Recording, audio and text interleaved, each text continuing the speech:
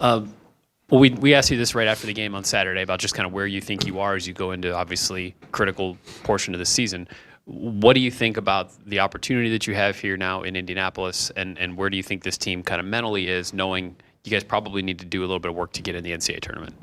Yeah, well, I think we need to control what we can control, and that's Wednesday's game. I was going to play their best ball of the year. We're anticipating that. We need to do the same, and our focus is right now is on Wednesday, and that's it. We know this is a big game for all the obvious reasons. There's no hiding from that, but we need to play well. And listen, I think our resume is good. It's certainly we've had some opportunities where we could have enhanced it even more, but our strength of schedule, the quality of wins, the quad one wins we have, like all of that stuff stacks up in a really, really good way. So.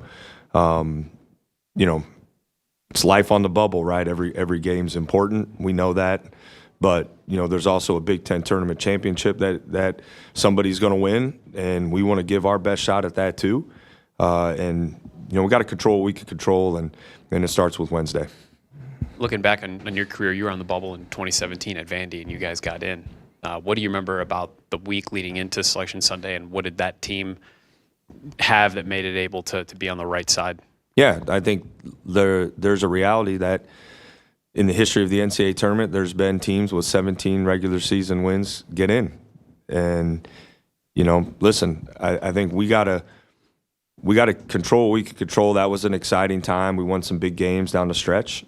And, went on and got off to a good start in the SEC tournament. And so landscapes changed dramatically since then, certainly. Now you're playing 20 Big Ten games, and, we played 25 high major games, this year, if my math is correct.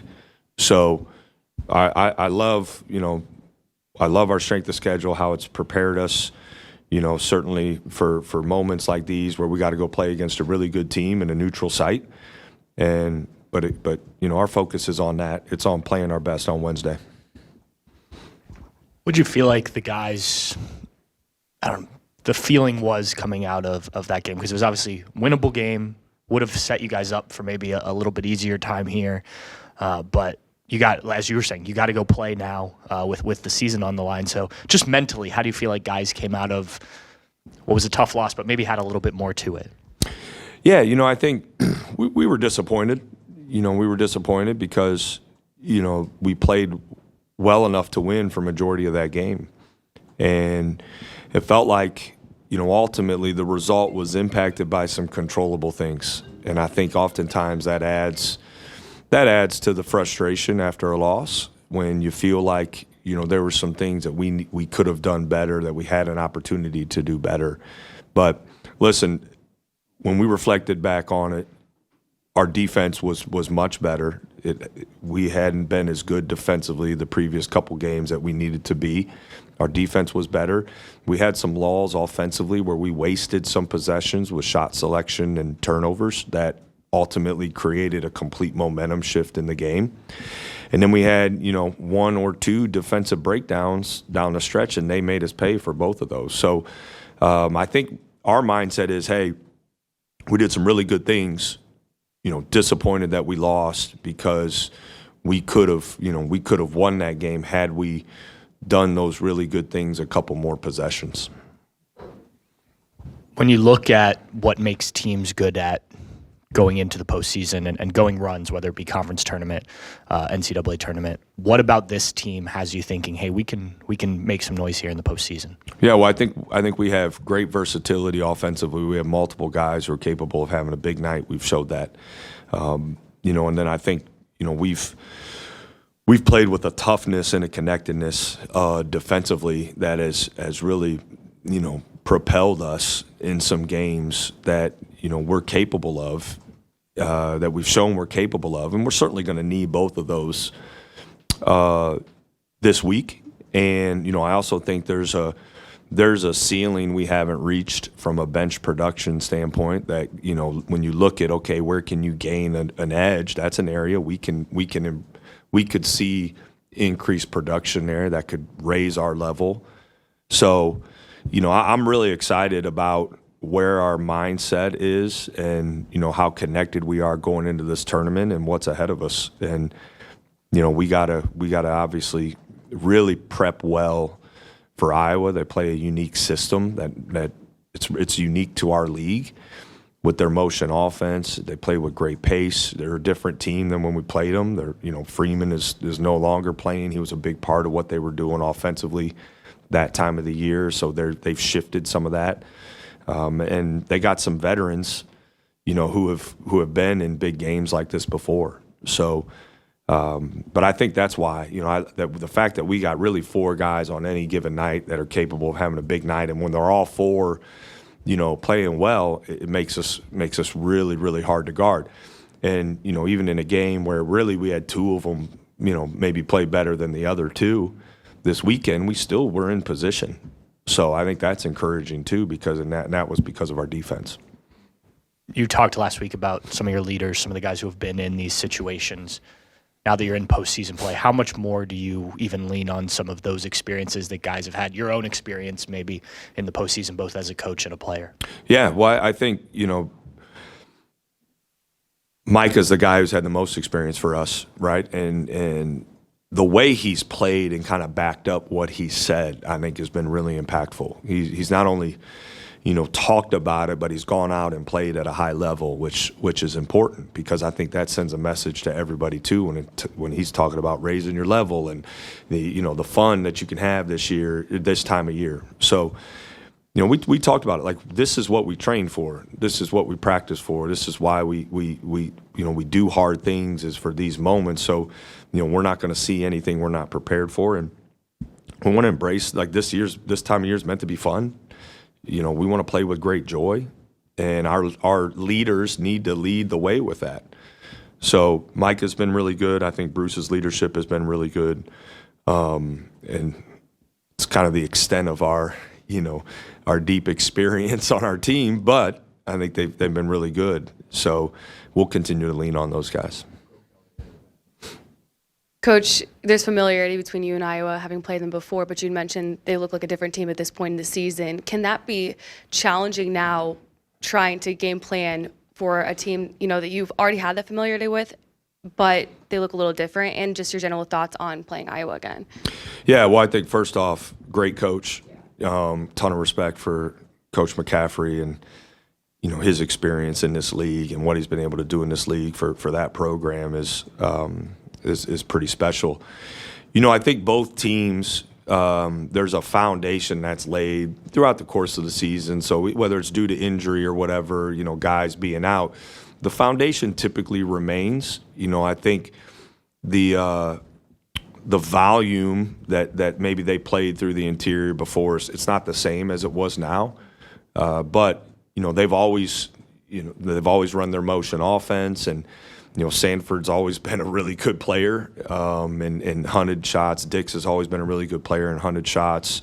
So, I think it's different to some degree, certainly, but they've also, had some significant time to adjust. And I think we saw that with their game yesterday. I mean, they played really well in what is a really hostile environment. We know that firsthand. So, it's Iowa. It's still Iowa basketball, right? It's still going to play with great pace, and you'll see some changing defenses and all of that. So we reflected. I mean, I watched that game last night, our first game after the Nebraska-Iowa game. That was the first game I went to watch. So we'll take some things from that, certainly, but also really focus in on what they've been doing lately with their different lineups. Thank you. You were talking on the radio show about how the Indiana guards were getting physical on Bruce and, I guess, really getting into him. I guess looking on the film, is there another level of physicality your backcourt needs to get in this tournament to, I guess, maybe spur Bruce open or get guys more open, specifically in the backcourt? Yeah, well, I think it's twofold. We needed to screen better. We didn't screen well enough. Saturday. It was Saturday. We didn't screen well enough Saturday. I think that was part of it. And then I think, when teams are really physical with you, it's really important to change your pace. It's something that, been working on with Bruce for a long time. And Junie, it's a concept that's relatively new. That level of physicality is something he hadn't seen much until this year, and in particular Big Ten play. So there's ways to combat it with good screening. They got to do their part, working to get open, setting their man up, and then once they have the ball, changing pace. I think creates leverage, helps create angles, where oftentimes we just got caught going one speed with the ball, which allowed them to kind of stay attached when we weren't screening well. So there's a lot that goes into it. We've played physical this year, and I've been happy with that. Most every game we have, and you got to have an elevated level of that this time of year, certainly. I thought they did a good job with it. I mean, you got to give them credit. I thought Leal's defense individually was really physical, and it was impactful. The two games last week were kind of a contrast. Nebraska, you got a lot of contributions from Sean Stewart and Aaron Bradshaw, and then at Indiana, obviously a tough matchup for them going against Balo and Renew and to a point Mbako and whoever else. But what can you do to put those guys in position to, it feels like they're a little bit of an X factor for this team. If you get like the 20 points you got from them against Nebraska, you win the game. You don't get anything close to that against Indiana, and you don't. So what can you do to maybe get a little bit more out of them on a game-to-game basis? Yeah, well, I think, they got to continue to pick their spots and be aggressive, in the paint. There were a couple times we got it in the paint and we didn't convert. Got it stripped one time, missed one time. I think they got to continue. The better screens they set, the more it's going to force rotation or help, which ultimately, provides more space for them to get the ball back. And so I think that's part of it as well. And then offensive rebounding. I think those two need to be really good on the offensive glass for us. And that's how I think they can have that type of production, that they have. I mean, Aaron shot the ball well lately, and that's been impactful. I think, Sean really had a couple good games there where he had showed some great touch, hit some jump shots and stuff. So got confidence in those guys. It's consistency. That's been the biggest thing for those two. And I got no reason to believe they won't step up here this week. Years ago, you guys, similar situation on Wednesday, became the first team that ever made it to Saturday from starting on Wednesday, I think. What do you borrow from that experience? I know you got to take it one game at a time, but was there anything special about what you guys did there, and kind of in the same position as you were last year, where you need a win or two to kind of validate and get that ticket punch? Just what do you take from these last two tournament experiences you guys had? Yeah, well, I think it's more for me personally to reflect on maybe what worked, what helped us, how to manage the time in between games and help us get ready to be our best on game day.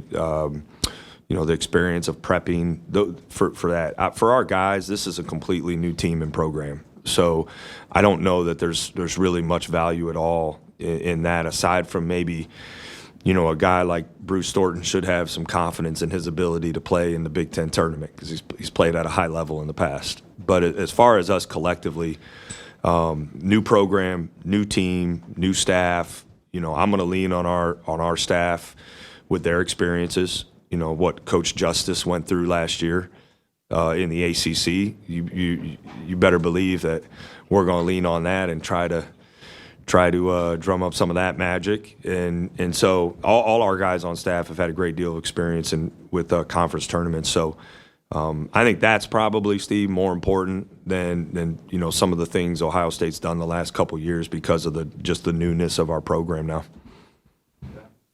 I did want to ask you about Joel's run last year. And as a college basketball fan, I know you had a lot going on at that point of the calendar year, but yeah. What did you note about that? Were you aware of it at the time? And in what ways have you tried to lean on what they went through to help you guys? Yeah, I became more aware of it as it went on, right? And then you start looking and for them, where they finished it to then be in position. And this is a beautiful thing about this time of year. Like, one play can spur just an absolute unbelievable run. I can't remember if if it was their first game or second game, but it came down to like a last-second shot or borderline last-second shot, right? Was it the first game or the second one? I want to say maybe it was Virginia off the top of my head, but if you got the internet there, you can fact-check me. But it was a Virginia game, right? So, and listen, the ball bounces one other way one time, and that never happened. Right, so I think that's the real special time for any basketball junkie or just casual fan this time of year. It's so exciting, but I think there's a great deal of value that Joel can offer in how to go from one game to the next to the next to the next to the next. I think it was for them, and so like that. There's a lot of value in that, certainly. How they manage their time in between. And now, listen, every team's different, but I think that experience will be really valuable for us. And I hope we're in a position where, I'm having to, hey, what'd you do after this game and this game and this game? And we're talking about that. But yeah, he and I are going to get together and really kind of reflect on that experience for him, certainly.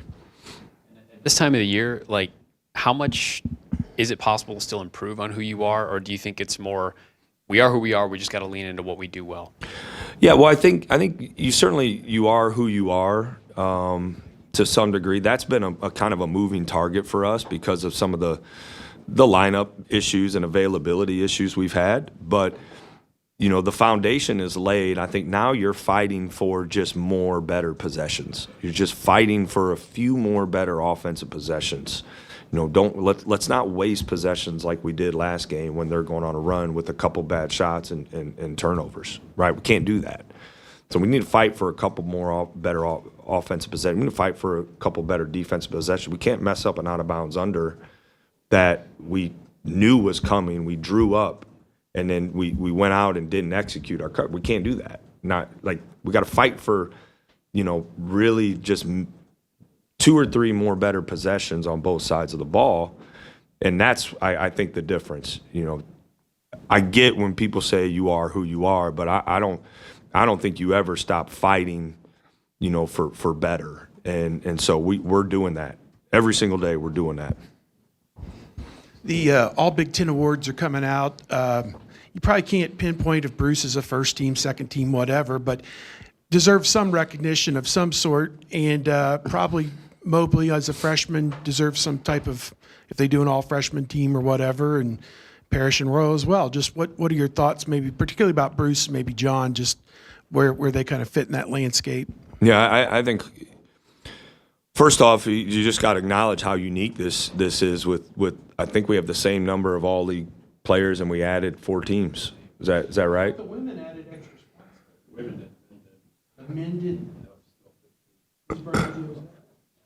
Not mine. Probably doesn't sound like it was his either. So I think that's unique. It's going to be harder than ever to make an all league team, and I think we have 4 guys who have certainly played at all league levels for stretches of this season. And I believe Bruce has led the way with that. I think with what we ask him to do, both offensively and defensively, and how he's done it, I think absolutely deserves to be recognized, as one of the best players in this league. And, with John, who you had asked specifically about as well, with what we've asked him to do and the attention he gets from other defenses and how he's still been able to perform at the level he's performed, I think he is absolutely deserving in what is a stacked freshman class in our league. I think he absolutely deserves to be all league. So, but it's a tough, tall task to determine that this year with the additional teams in the same number of spots. So we'll see what happens. I know what my opinion is and stuff, but I think those guys have really performed at a high level with consistency, and I think that's an important part that should be considered for it. All right, thanks guys.